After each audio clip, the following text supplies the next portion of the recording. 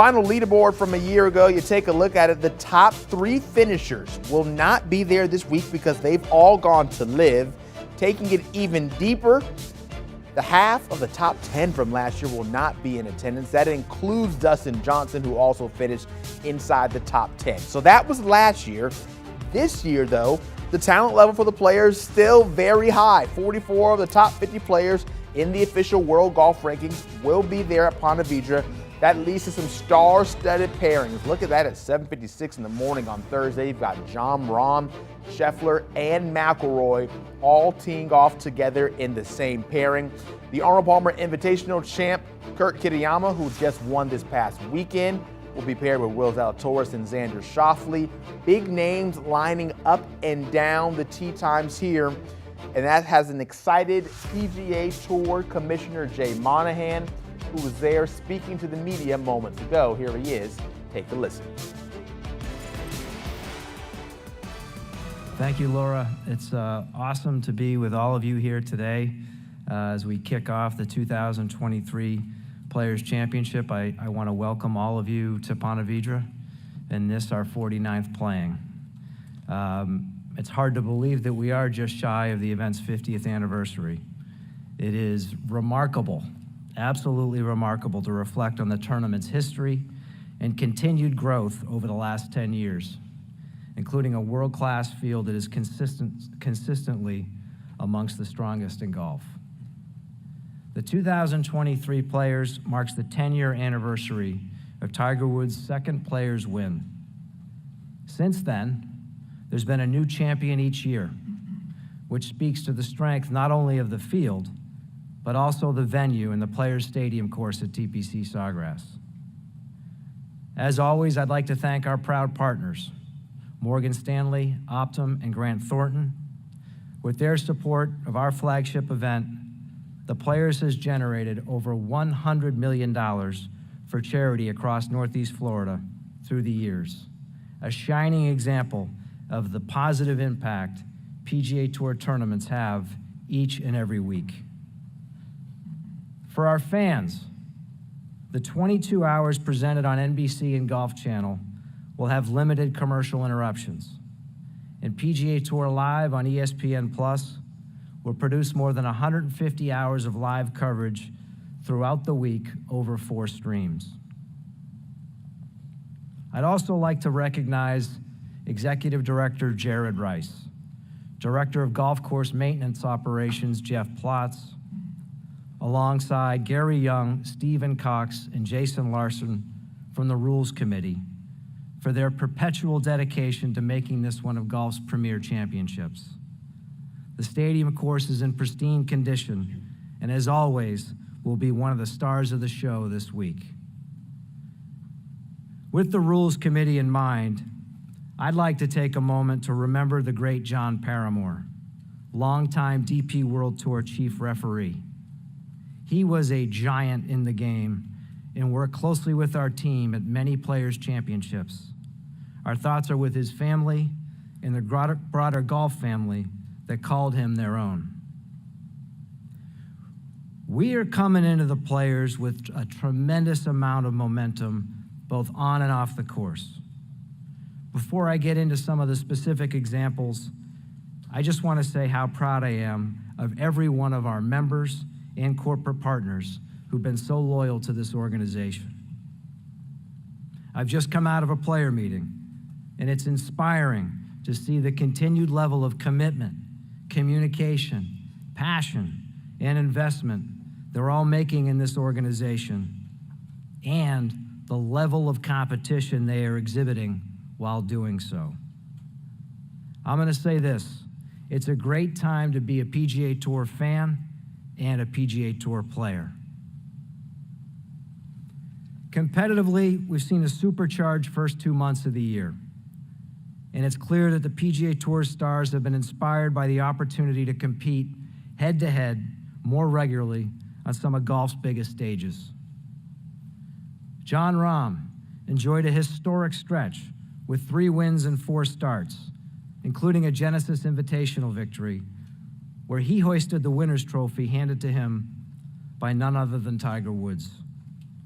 Scottie Scheffler defended his title at the WM Phoenix Open on Super Bowl Sunday in front of the largest crowds we'll see all year. Max Homa further solidified his position among the world's best with the win at the Farmers Insurance Open. And last week, Kurt Kitayama won his first ever PGA Tour event against a stacked leaderboard at the Arnold Palmer Invitational presented by MasterCard. And over the last month, we've seen the top position in the official World Golf Ranking change hands on consecutive weeks, from Rory to Scotty to John, who now sits at the top. During that same stretch, we've also witnessed the fabric of the tour shine through as the ultimate meritocracy. At the Honda Classic, we had 34-year-old rookie Eric Cole, whose long and winding path to the PGA Tour included 54 mini-tour victories. He forced a playoff with Chris Kirk, whose own journey overcoming adversity has been well documented. It made for great storytelling, an amazing theater, and it plays right into our 2024 competitive framework that I'll touch on in a bit. A point of emphasis for our organization has been delivering the PGA Tour to fans where they are and making our sport more welcoming through innovation and strategic partnerships. Full Swing debuted to Netflix's 230 million subscribers the week of the Genesis Invitational and has been consistently in the Netflix top 10 worldwide. As a result of such strong performance out of the gate, Netflix announced earlier this morning that they are officially greenlighting season 2 of Full Swing. Our streaming partner, ESPN Plus, brings its 25 million subscriber base to golf, and 60% of those subscribers are between the ages of 18 and 44. PGA Tour Live bookends perfectly with our linear partnerships with NBC, Golf Channel, and CBS. Together, our collaboration has resulted in mic'd up players, more golf shots, more technology, new camera angles, new cameras, and some familiar voices in new roles. We've relaunched both the PGA Tour app and website this year, and we've averaged 88 million video views each week across our social platforms. Those numbers were nearly doubled at the WM Phoenix Open and Genesis Invitational earlier this year. In the last 3 months, we've broken ground on both the DraftKings Sportsbook at TPC Scottsdale and the TGL facility in South Florida at Palm Beach State College. We recently announced a new mixed team event, the Grant Thornton Invitational, for our challenge season as part of our strategic partnership with the LPGA. Our strategic alliance with the DP World Tour continues to strengthen. We're looking forward to again co-sanctioning the Genesis Scottish Open, along with crossover opportunities at the Barracuda Championship and Barbasol Championship. Our two organizations are working closely on commercial opportunities, and perhaps most exciting this year, the top 10 finishers in the DP World Tour's race to Dubai will earn PGA Tour cards for 2024. Speaking of 2024, I want to spend some time framing our 2024 and beyond approach, which we unveiled to our membership last week after much thought and discussion, and ultimately, unanimous approval from our board.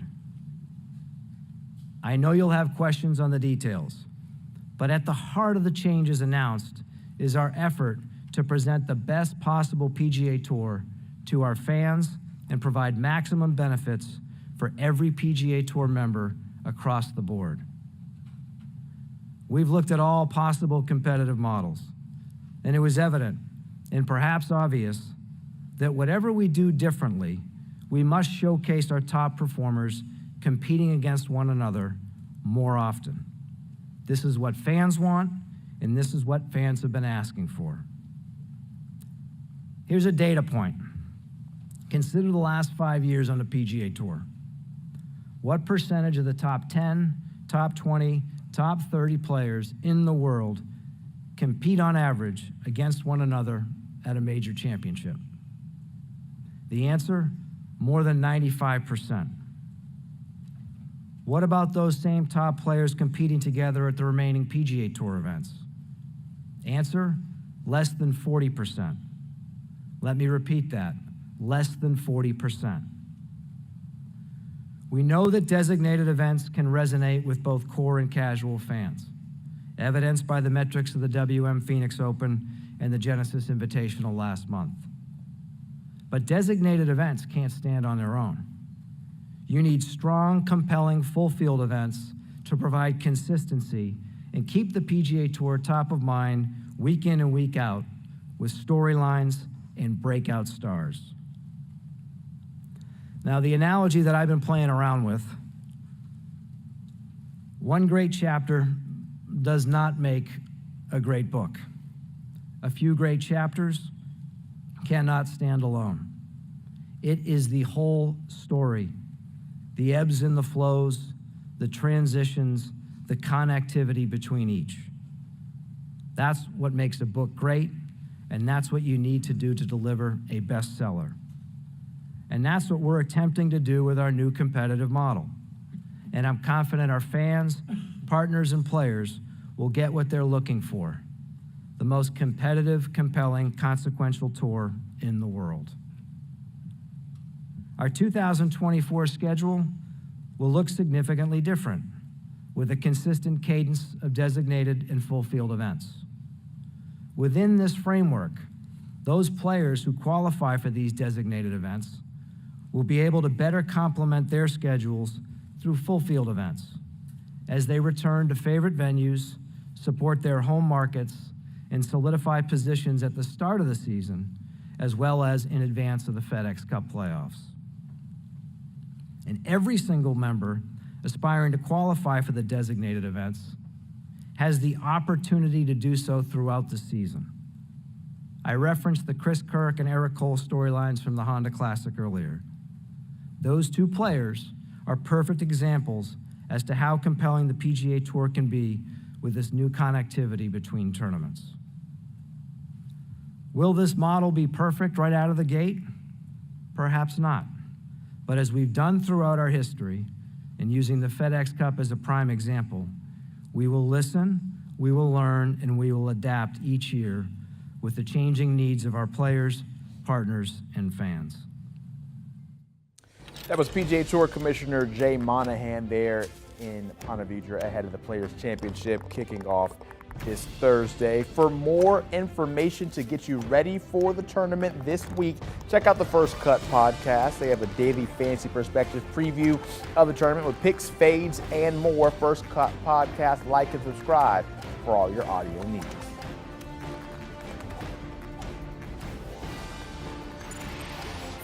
Do you want a sports network that delivers everything that matters about the game? The highlights, the picks, the instant analysis, no yelling, no fake debates, no politics.